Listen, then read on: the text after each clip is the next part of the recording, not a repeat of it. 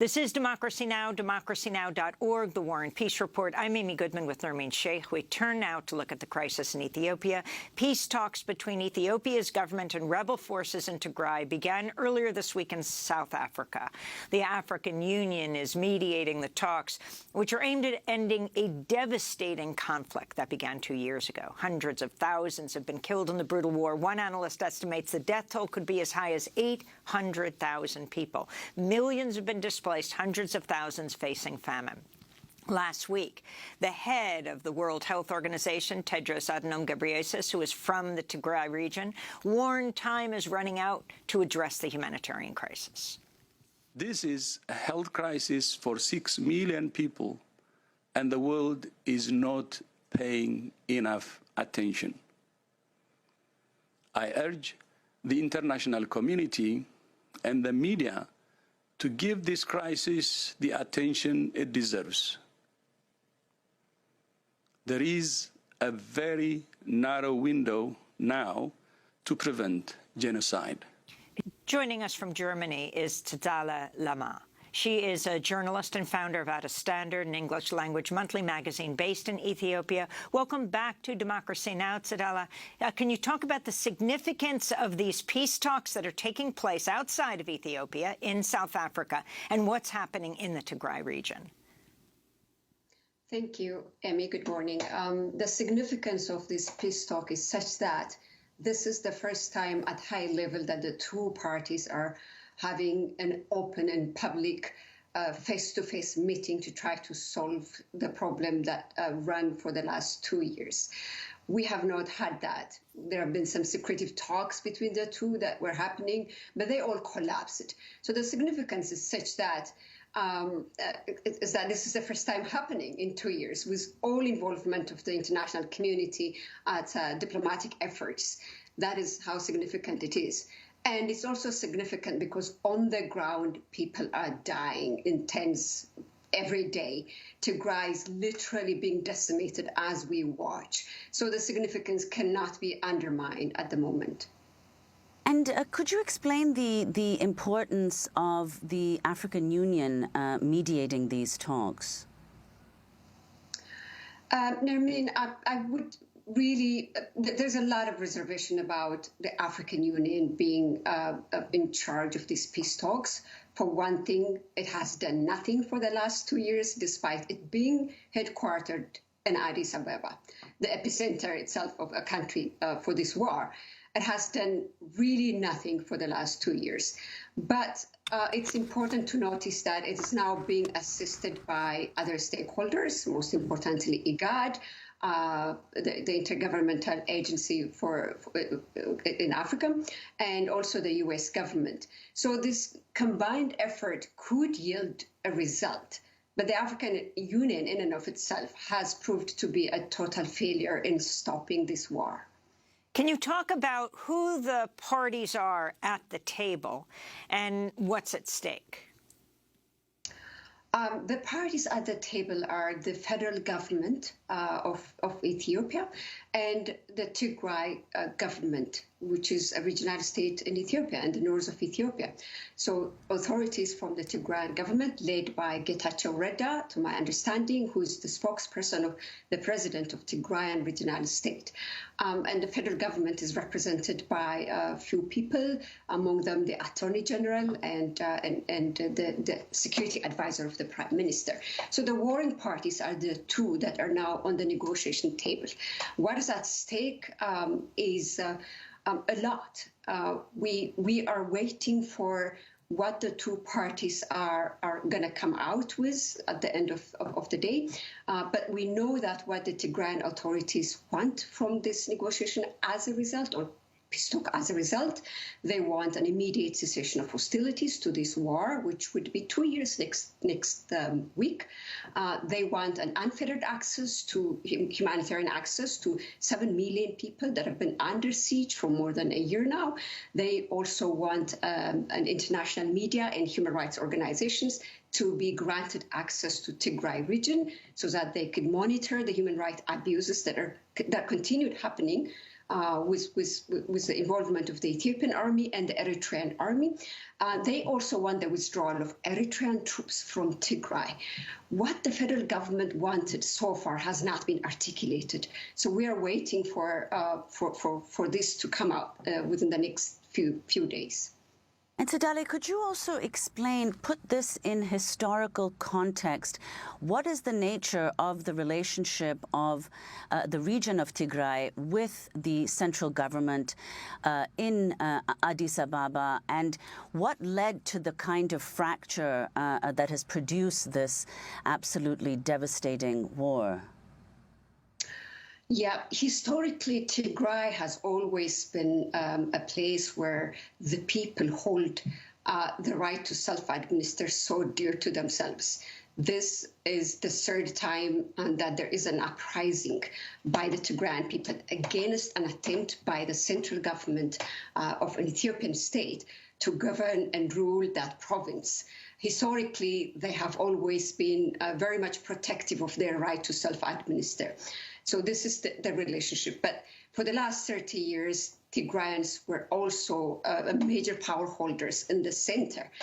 So to say, the last reconfiguration of the Ethiopian state happened under their watch, together with other allies from the country.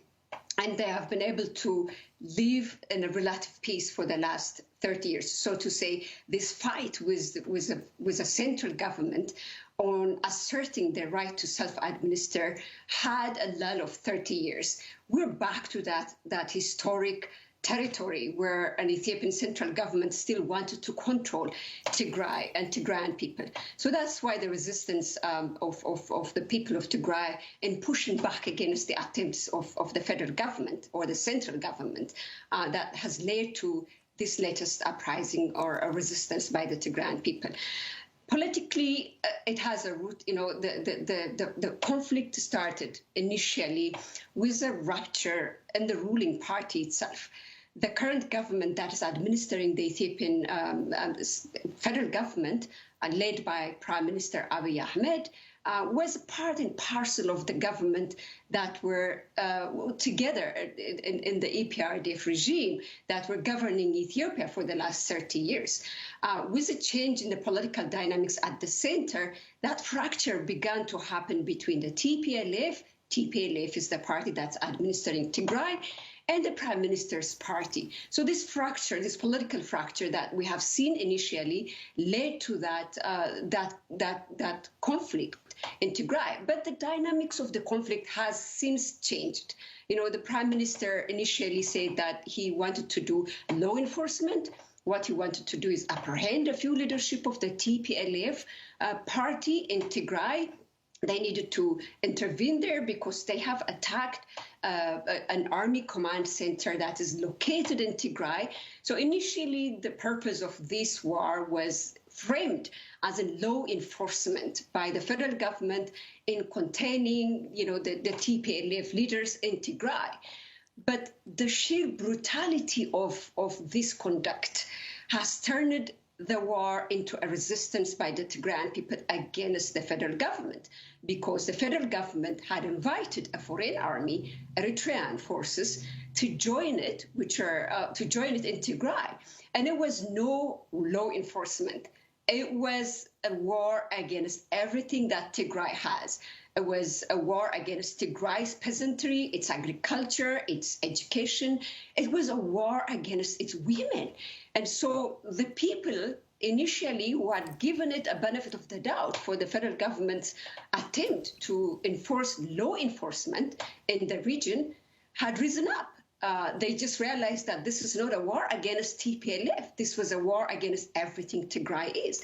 And so the dynamics of the war has evolved the last 2 years into becoming one that the Tigrayan people are actually rising up against the Ethiopian state. And this is why the war has been complicated for two reasons. One, it has changed, the dynamics has changed. And two, there was a misunderstanding on how to solve this. Everybody understood this was a power struggle between former allies in the ruling party of the EPRDF. No, it was not. Initially, it began like that, but it became a war of survival for the Tigrayans and a war of control for the federal government into governing Tigray. And that's why we have seen the world failing in its attempt to solve this problem. And let's remember, the Ethiopian Prime Minister Abiy Ahmed won the Nobel Peace Prize in 2019. There is another conflict that is happening right now in the region of Oromia in Ethiopia. Can you talk about whether it is connected to Tigray, how it is connected? The Associated Press reporting drone strikes in Oromia killed several dozen civilians last week. The stronghold of the rebel Oroma Liberation Army came amidst intensified fighting between federal forces and the outlawed group. Can you talk about what's happening there? Emmy, the war in Oromia began actually before the war in Tigray, and there has been little coverage about it. It started in 2019, barely a year after Prime Minister Abiy Ahmed came to power, and at the same time when he was actually getting an award for the Nobel Peace Prize award. But there was little attention to it. It is, again, a war of visions. The same way that the Prime Minister is facing resistance in Tigray today about the nature and style of the kind of governance that he wanted to shape out of the Ethiopian state, he's facing that resistance in Oromia. So the Oromo Liberation Army was formerly associated with a political group called Oromo Liberation Front.